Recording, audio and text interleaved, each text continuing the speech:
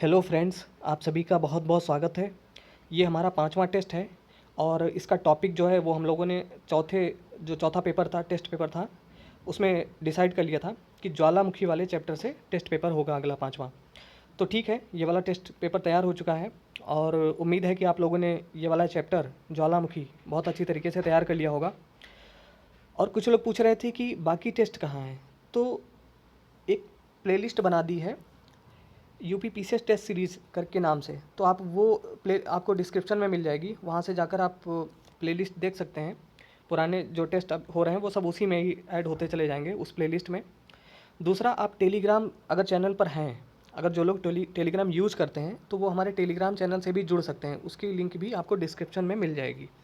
तो ये वीडियो जो है इसकी लिंक हम वहाँ भी शेयर कर देते हैं जो लोग जुड़े हुए हैं। एक काम और आप ये कर सकते हैं कि बेल आइकन को अगर आपने प्रेस नहीं किया है सब्सक्राइब करने के बाद, तो आप बेल आइकन को ज़रूर प्रेस कर लें, ठीक है। तो उससे ये होगा कि जब भी कोई वीडियो अपलोड होगा तो आपको पता चल जाएगा कि वीडियो अपलोड हो चुका है। अगर बेल आइकन प्रेस नहीं करेंगे तो अ, तुरंत आपको नहीं पता चल पाएगा। ओके, तो ठीक है, इससे स्टार्ट करते हैं। इसमें 10 क्वेश्चन हैं, लेकिन आप इसको 10 ना समझें, इसमें बहुत सारी चीज़ें जो इंपॉर्टेंट होती हैं वो भी हम बताते हैं। तो क्वेश्चन किसी भी प्रकार से बनाया जा सकता है। ये 10 क्वेश्चन के 50 क्वेश्चन भी बनाए जा सकते हैं इनसे। तो ठीक है, स्टार्ट करते हैं। पहला क्वेश्चन है, लावा के ठोस होने के फलस्वरूप पृथ्वी के अंदर निर्मित चट्टानों को क्या कहते हैं। मतलब क्वेश्चन ये है, पहले क्वेश्चन को समझ लेते हैं कि पृथ्वी के अंदर जब लावा ऊपर आता है ना, बाहर निकलते हैं, तो अंदर ही जो ठंडा हो जाता है उनसे निर्मित जो चट्टानें बनती हैं उनको क्या कहते हैं। तो ऑप्शन में है प्लूटोनिक चट्टानें, वॉल्केनिक चट्टानें, रूपांतरित चट्टानें या फिर परतदार चट्टानें। इसका आंसर होगा प्लूटोनिक चट्टानें। देखो होता क्या है कि जब लावा जो है बाहर निकलता है ना, तो आने से पहले ही पृथ्वी के अंदर ही जमा हो जाता है और ठंडा होने पर जो चट्टानें बनती हैं उनको प्लूटोनिक चट्टानें या पातालीय चट्टानें भी कहते हैं, ठीक है। नेक्स्ट क्वेश्चन है, ज्वालामुखी उद्गार के समय निकले बड़े बड़े टुकड़ों को क्या कहते हैं। तो ज्वालामुखी उद्गार के समय जो बड़े बड़े टुकड़े निकलते हैं उनको क्या कहते हैं। लेपिली, ज्वालामुखी बम, लेकोलिथ या फिर लोपोलिथ। काफ़ी इंटरेस्टिंग यहाँ पे ऑप्शन है। 5 सेकंड का समय आपको दिया जा रहा है। इसका आंसर होगा ज्वालामुखी बम। B is the right answer. देखो होता क्या है कि एक तो पहले आपको अर्थ बता दें। लेपिली का मतलब होता है कि मतलब छोटे छोटे दाने, मटर के आकार के दाने या अखरोट जैसे टुकड़े जो निकलते हैं ना, उनको लेपिली कहते हैं। मतलब ज्वालामुखी उद्गार के समय जो छोटे छोटे मटर जैसे दाने या अखरोट के आकार के दाने जो निकलते हैं उनको लेपिली कहते हैं, मतलब छोटे छोटे टुकड़े। जो बड़े टुकड़े होते हैं उनको ज्वालामुखी बम कहते हैं। और जो यहाँ पे लेकोलिथ और लोपोलिथ लिखा है ना, तो जो चट्टानें निर्मित बन जाती हैं और अगर उत्तल आकार की, जैसे लेकोलिथ का मतलब हुआ कि जो उत्तल लेंस आपने देखा ना, उस आकार की जो चट्टानें होती हैं उनको लेकोलिथ कहते हैं। और लोपोलिथ लोपोलिथ उन्हें कहते हैं जो अवतल आकार की होती हैं चट्टानें, इस प्रकार की चट्टानें, ठीक है, ऐसे आकार की। ओके, नेक्स्ट क्वेश्चन है, ज्वालामुखी पर्वत माउंट सेंट हेलेंस कहाँ स्थित है। एक काम और करिए, आप ये काउंट करते रहिए कि कितने क्वेश्चन आपको पता थे, ठीक है। तो अंत में आप हमें कमेंट में ये ज़रूर बता देंगे कि आउट ऑफ 10 कितने क्वेश्चन आपको पहले से पता थे, ठीक है। तो ये क्वेश्चन है। नेक्स्ट क्वेश्चन नंबर 3, ज्वालामुखी पर्वत माउंट सेंट हेलेंस कहाँ स्थित है। जापान, दक्षिण अफ्रीका, संयुक्त राज्य अमेरिका या फिर चिली। देखो, आप जब भी क्वेश्चन सॉल्व करें तो बहुत ही स्मार्ट तरीके से, अगर ये क्वेश्चन शायद हर कोई कर लेगा, अगर थोड़ा सा स्मार्ट आप थोड़ा सा दिमाग लगाएंगे तो हर कोई सॉल्व कर सकता है, चाहे आपको इसका आंसर पता हो चाहे ना पता हो। मतलब काफ़ी लोग कर सकते हैं। कैसे कर सकते हैं, कुछ जैसे माउंट सेंट हेलेंस, आप नाम से ही समझ रहे होंगे कि इसका नाम ही इस प्रकार से है कि जापान में तो ऐसे नाम रखे नहीं जाते, ठीक है। दक्षिण अफ्रीका में भी इस प्रकार से नाम नहीं रखे जाते हैं ज़्यादातर।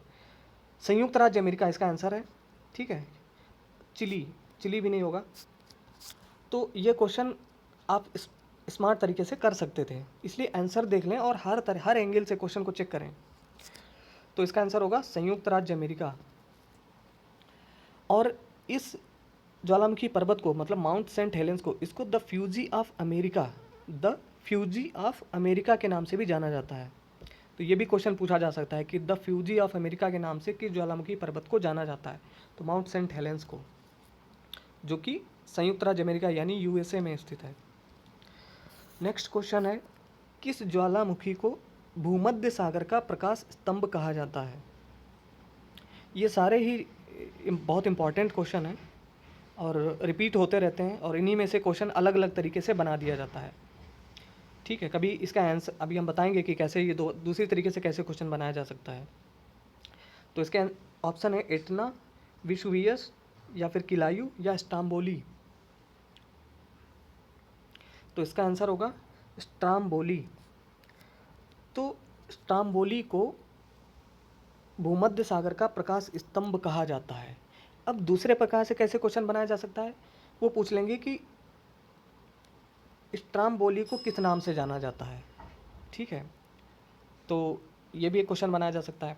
और स्ट्राम्बोली ये जो है कहाँ स्थित है, ये एक सिसिली के लिपारी द्वीप पर स्थित है, सिसिली के उत्तर में जो एक भूमध्य सागरीय क्षेत्र है। लिपारी द्वीप पर एक सक्रिय ज्वालामुखी है, ठीक है, जिससे सदैव प्रज्वलित गैसें निकलती रहती हैं और जिसकी वजह से ये चमकता रहता है। तो इसीलिए इसको नाम दिया गया भूमध्य सागर का प्रकाश स्तंभ। नेक्स्ट क्वेश्चन है, माउंट येरिबस कहाँ स्थित है। काफ़ी इंपॉर्टेंट क्वेश्चन है ये। माउंट येरिबस कहाँ स्थित है, इक्वेडोर, रास द्वीप, इटली, या फिर सिसिली। तो इसका आंसर होगा रास द्वीप। तो माउंट येरिबस जो है वो रास द्वीप पर स्थित है। और रास द्वीप कहाँ है ये भी पूछा जा सकता है। तो रास द्वीप जो है वो अंटार्कटिका में स्थित है, ठीक है। और ये ज्वालामुखी जो है ना माउंट येरिबस, ये एक सक्रिय ज्वालामुखी है। अब यार एक और इम्पॉर्टेंट आपको बता दें कि सक्रिय ज्वालामुखी, सुषुप्त ज्वालामुखी और मृत ज्वालामुखी क्या होते हैं। तो पहले तो ये भी जान लो आप।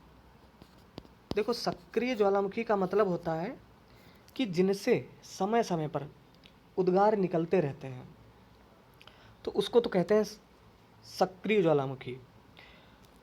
दूसरा होता है सुषुप्त ज्वालामुखी, ठीक है, सुषुप्त।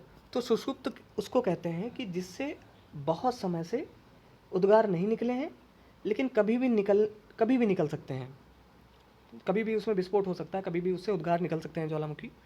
तो उसको कहते हैं सुषुप्त ज्वालामुखी। सुषुप्त मतलब सोया हुआ, आप ऐसे समझ लो, सोया हुआ है तो कभी भी जाग सकता है। और एक होता है मृत ज्वालामुखी। तो मृत का मतलब हुआ कि जो मर गया है, समझ लो, आपको पता ही है, डेड। तो जिसमें कई हजार वर्षों से कोई उद्गार नहीं निकले हैं और भविष्य में निकलने की कोई संभावना भी नहीं है, तो उनको कहते हैं मृत ज्वालामुखी। ओके, तो इस प्रकार से जो माउंट येरिबस है ये एक सक्रिय ज्वालामुखी है। नेक्स्ट क्वेश्चन है, अफ्रीका का सर्वोच्च पर्वत शिखर माउंट किलिमंजारो कहाँ स्थित है। तो अफ्रीका महाद्वीप का है तो किसी न किसी अफ्रीकन कंट्री में ही होगा। केन्या, जाम्बिया, तंजानिया, या फिर अंगोला। काफ़ी इंपॉर्टेंट, कई बार पूछा गया ये क्वेश्चन। कुछ लोग कह रहे थे कि सर ये तो आप रिपीटेड क्वेश्चन ही पूछ रहे हैं। तो यार इन्हीं में से क्वेश्चन बनाए जाएंगे। अब ज्वालामुखी कुछ नए थोड़ी बना दिए जाएंगे, जो पहले इतने ज़्यादा एग्जाम्स हो चुके हैं ना कि सारे ज्वालामुखी पूछे जा चुके हैं इंपॉर्टेंट। तो अब क्या ज्वालामुखी नहीं पूछे जाएंगे, पूछे ही जाएंगे, इन्हीं में से पूछे जाएंगे। अब उसके लिए कोई ज्वालामुखी थोड़ी नया बना दिया जाएगा। तो कर लो आप ये क्वेश्चन इंपॉर्टेंट। और पिछला वाला पीसीएस पेपर आपने देखा होगा, कितने आसान क्वेश्चन पूछे गए थे, तो इनको तैयार करते रहिए। तो इसका आंसर होगा तंजानिया। अफ्रीका का सर्वोच्च पर्वत शिखर माउंट किलिमंजारो कहाँ स्थित है, तंजानिया में। एक क्वेश्चन ये भी पूछा जा सकता है कि अफ्रीका का सर्वोच्च पर्वत शिखर कौन सा है, तो किलिमंजारो है, ठीक है। किलिमंजारो कहाँ स्थित है, तंजानिया में। ये भी क्वेश्चन पूछा जा सकता है कि तंजानिया में कौन सा पर्वत स्थित है, तो किलिमंजारो। तो क्वेश्चन किसी भी प्रकार से पूछा जा सकता है। और ये तंजानिया के उत्तर पूर्व भाग में स्थित एक निष्क्रिय ज्वालामुखी है। अगला क्वेश्चन है, मौना लोआ एक सक्रिय ज्वालामुखी है, कहाँ का? ठीक है, पहले तो आप ये ध्यान रखें कि मौना लोआ जो है वो एक सक्रिय ज्वालामुखी है। अब ये कहाँ स्थित है? इटली में, अलास्का, अर्जेंटीना या फिर हवाई में?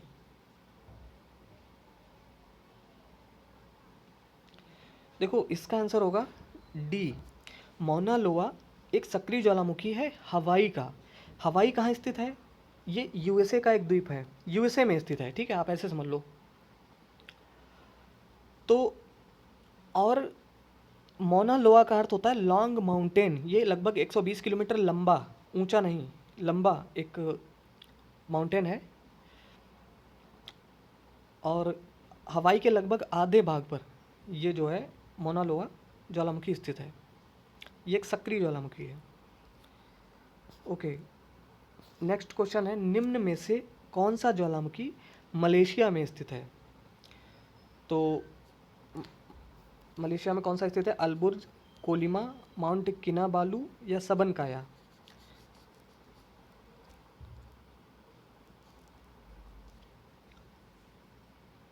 इसका आंसर होगा सी, माउंट किनाबालू। ठीक है, और बाकी कहाँ स्थित है? माउंट किनाबालू तो मलेशिया में स्थित है। अलबुर्ज जो है ना, ये भी पूछ लिया जाता है कि अलबुर्ज कहाँ स्थित है, तो ये ईरान का है और इसके नाम से भी लग रहा है ना, इस ईरानी नाम से लगभग लग रहा होगा आपको। तो अलबुर्ज जो है ये ईरान में स्थित है। कोलिमा मैक्सिको में स्थित है। माउंट किनाबालू मलेशिया में स्थित। तो मलेशिया में कौन स्थित है? जो बालू, किनाबालू। सबनकाया, सबनकाया पेरू में स्थित है। इसके बाद क्वेश्चन है, निम्न में से कौन सक्रिय ज्वालामुखी है?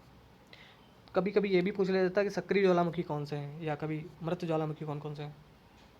तो यहाँ पे 3 दिए गए, कोटोपैक्सी, एटना, फ्यूजियामा। तो पहले तो हम ये आपको बता दे रहे हैं, पहले इसका आंसर आप बताइए फिर बताते हैं। इनमें से कितने ज्वालामुखी सक्रिय हैं? तो इसका आंसर होगा सभी, डी। ये सभी ज्वालामुखी, माउंट कोटोपैक्सी, माउंट एटना और फ्यूजियामा, ये तीनों ही सक्रिय ज्वालामुखी हैं। अब ये पूछा जा सकता है कि अलग अलग कि कोटोपैक्सी कहाँ स्थित है? तो ये इक्वेडोर में स्थित है। ठीक है, माउंट एटना ये इटली में स्थित है। तो एक तो आप एटना नाम से भी याद रखिए। फ्यूजियामा तो ये आपको नाम से ही पता लग रहा होगा कि ये एक जापानी नाम लग रहा है, तो ये जापान में स्थित है, वहाँ का एक सक्रिय ज्वालामुखी है।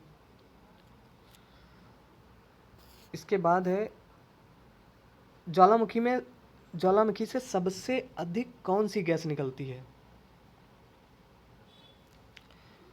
ज्वालामुखी जब उद्गार होता है तो उसमें बहुत सारी गैसें निकलती हैं, तो सबसे अधिक सबसे ज़्यादा क्या निकलता है? काफ़ी इंपॉर्टेंट क्वेश्चन है। Carbon dioxide, sulphur dioxide, helium या फिर जलवाष्प? तो इसका आंसर होगा जलवाष्प। अच्छा, जलवाष्प का रासायनिक सूत्र क्या होगा, केमिकल कंपोजिशन इसका? तो जलवाष्प है तो H2O ही होगा यार। अगर मान लो H2O ऑप्शन में दे दिया जाता तो यही आंसर होता तब भी। तो जब ज्वालामुखी उद्गार होते हैं ना, तो उससे बहुत सारी गैसें निकलती हैं, जैसे जलवाष्प हो गया, सल्फर डाइऑक्साइड हो गया, हाइड्रोजन सल्फाइड हो गया, हाइड्रोजन भी निकलती है, कार्बन मोनोऑक्साइड निकलती है, हीलियम भी निकलती है। ये सारी गैसें निकलती हैं, लेकिन सबसे ज़्यादा उसमें से जो है वो जलवाष्प निकलते हैं।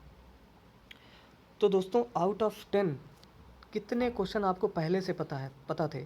अब चूंकि हमने पहले से ये बता दिया था कि ये टेस्ट ज्वालामुखी वाले चैप्टर से होगा, तो आपने तैयार कर लिया होगा, तो ज़्यादातर क्वेश्चन आपके सही हो गए होंगे। फिर भी आप हमें कमेंट करके बताएं कितने सही हो गए। और ये वीडियो देखने के लिए आप सभी का बहुत बहुत धन्यवाद। आपका दिन शुभ हो।